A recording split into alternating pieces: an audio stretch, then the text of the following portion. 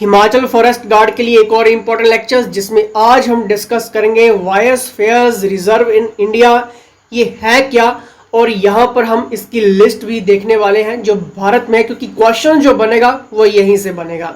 लेकिन शुरू करने से पहले अगर आप best preparations and fast preparations professionals के अंडर करना चाहते हैं देन आप फॉरेस्ट गार्ड के लिए फुल क्रैश कोर्स भी ज्वाइन कर सकते हैं। यहाँ पर व्हाट्सएप करिए, डिटेल्स प्राप्त करिए कि क्या क्या आपको इसमें मिलेगा और कितने इंपॉर्टेंट ये सारी चीज़ आपको प्रोवाइड करवाई जाएगी। 100% एग्जाम क्रैक चांसेस यहाँ पे रहेगा।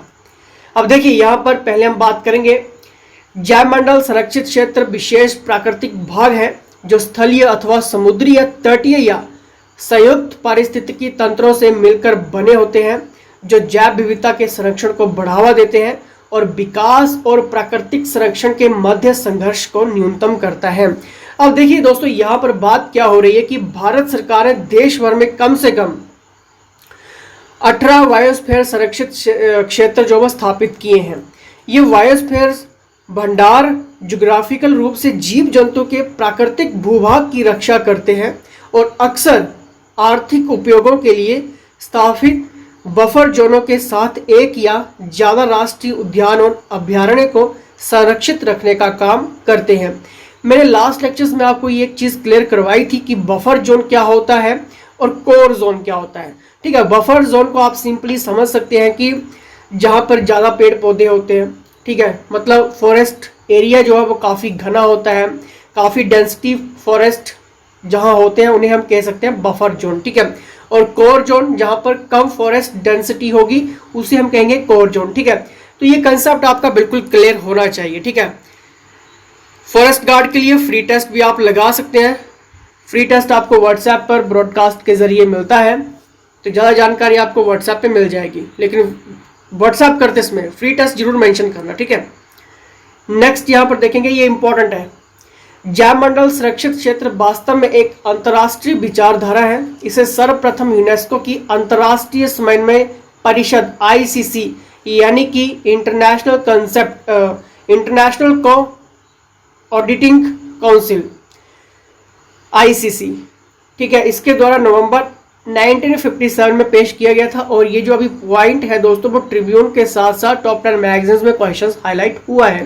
ठीक है, क्योंकि क्लाइमेट चेंज हो रहा है और बहुत कुछ आपको क्वेश्चंस बनेगा। फॉरेस्ट गार्ड के लिए आप इन चीज़ों को स्किप नहीं कर पाएंगे कभी भी। ठीक है, अगर स्किप करते हैं तो सच मानिए बहुत कुछ स्किप होगा फिर आपका। ठीक है, तो ये आपको फुल फॉर्म्स भी याद रख लेनी है। ठीक है, कि जैवमंडल सुरक्षित क्षेत्र वास्तव में एक अंतर्राष्ट्रीय विचारधारा है। इसे सर्वप्रथम यूनेस्को की अंतर्राष्ट्रीय समन्वय परिषद ICC द्वारा नवंबर 1957 में पेश किया गया था।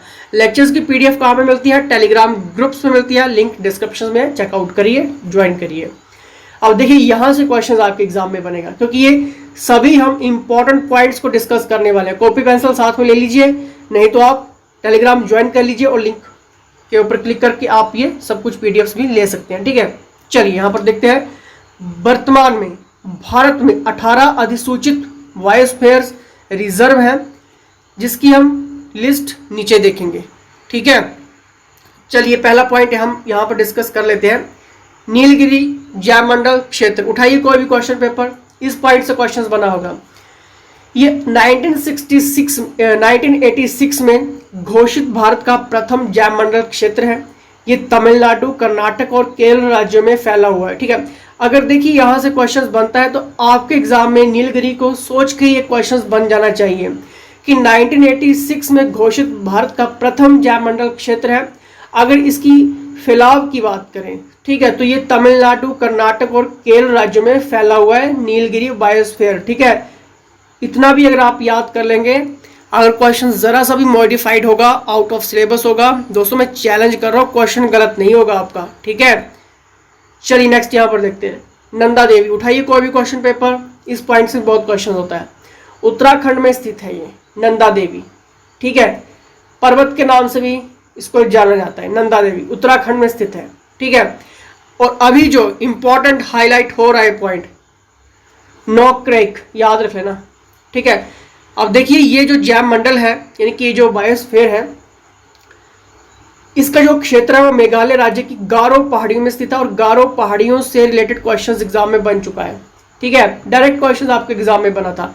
फॉरेस्ट गार्ड में तो नहीं आया था, लेकिन HPPSC शिमला बोर्ड ने ये कई बार एग्जाम में डाले हैं क्वेश्चन, एलाइड HS जैसे एग्जाम में। ठीक है, तो आजकल बहुत कुछ अप डाउन हो रहा है, इजी कुछ भी नहीं है, इजी मॉडरेट और डिफिकल्ट लेवल के क्वेश्चन आते हैं। ठीक है, नोक्रेक याद कर लेना, गारो पहाड़ियों में स्थित है और ये मेघालय क्षेत्र में।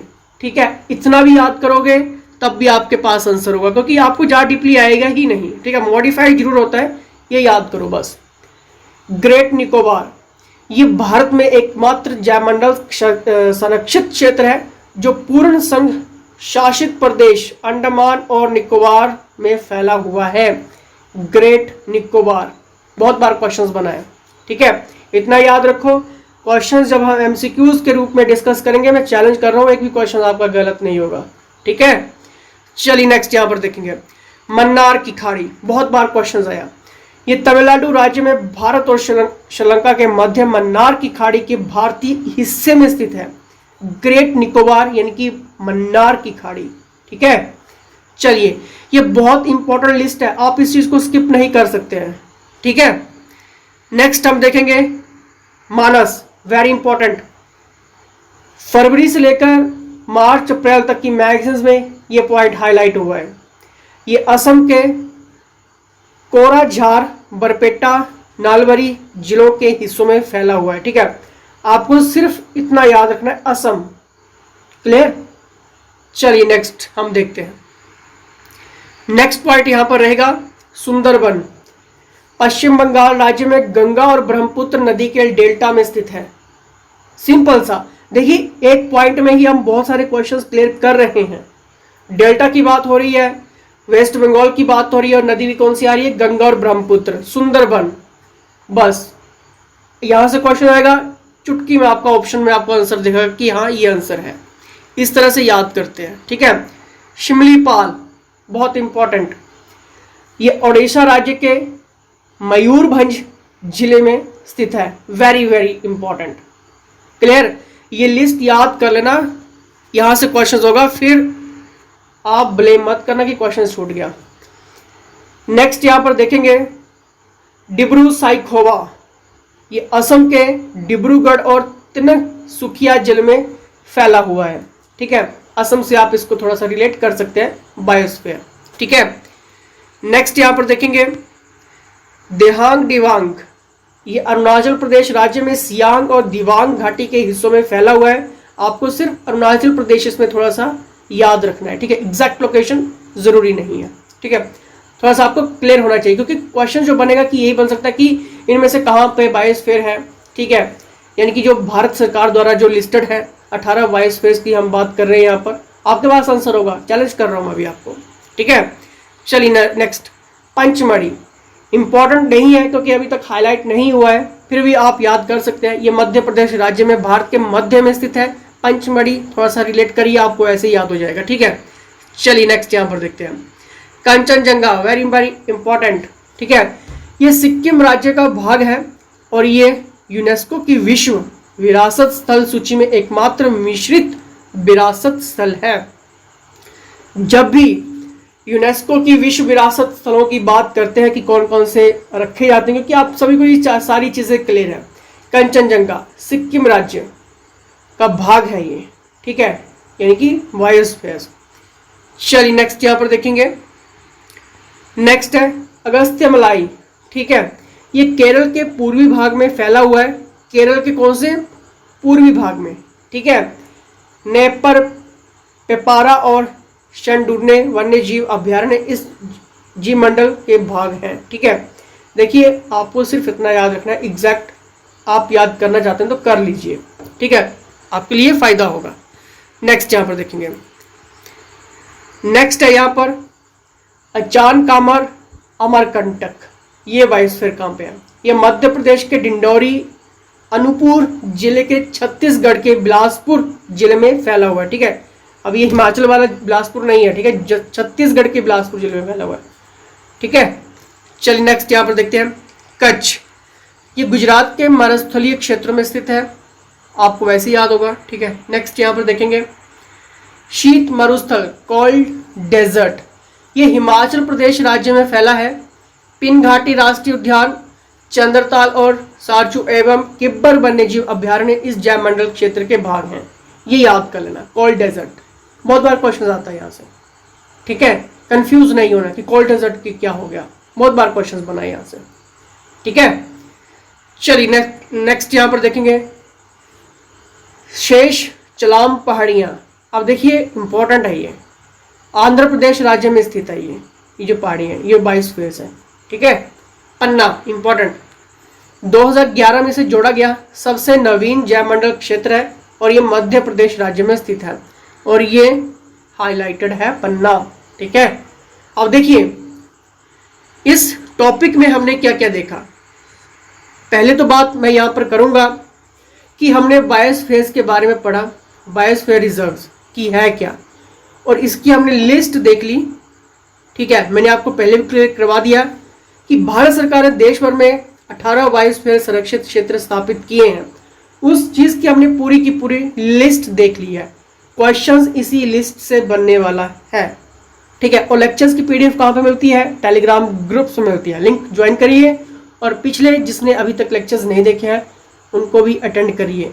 और क्रैश कोर्सेज आप ज्वाइन कर सकते हैं प्रोफेशनल्स के अंडर, 100% आपकी एग्ज़ाम क्रैक होता है क्योंकि हम आपको वो सारी चीज़ें प्रोवाइड करवाते हैं जो आपके एग्ज़ाम के लिए इम्पोर्टेंट है, विद टेस्ट, जहाँ पे आप अपना ग्राफ भी चेकआउट कर सकते हैं, ठीक है। तो चलिए नेक्स्ट लेक्चर्स में हम और इम्पोर्टेंट टॉपिक्स डिस्कस करेंगे क्योंकि अभी आगे आने वाले टाइम में हम एमसीक्यू सीरीज भी डिस्कस करने वाले हैं। देखिए अगर आपको फास्ट प्रिपरेशंस करनी है क्रैश कोर्सेस आप ज्वाइन कर सकते हैं, ठीक है। अदरवाइज कोई बात नहीं, आपको यूट्यूब पर भी देखने को मिलते रहेंगे, ठीक है। फिर भी आपने कंफ्यूज नहीं होना है, लेकिन आप फ्री टेस्ट भी लगा सकते हैं, ये आपके लिए एडवांटेज है, ठीक है। वहाँ पर भी आप अपने आप को चेकआउट कर सकते हैं, क्लियर। चलिए तो फिलहाल इसी के साथ जय हिंद, जय हिमाचल।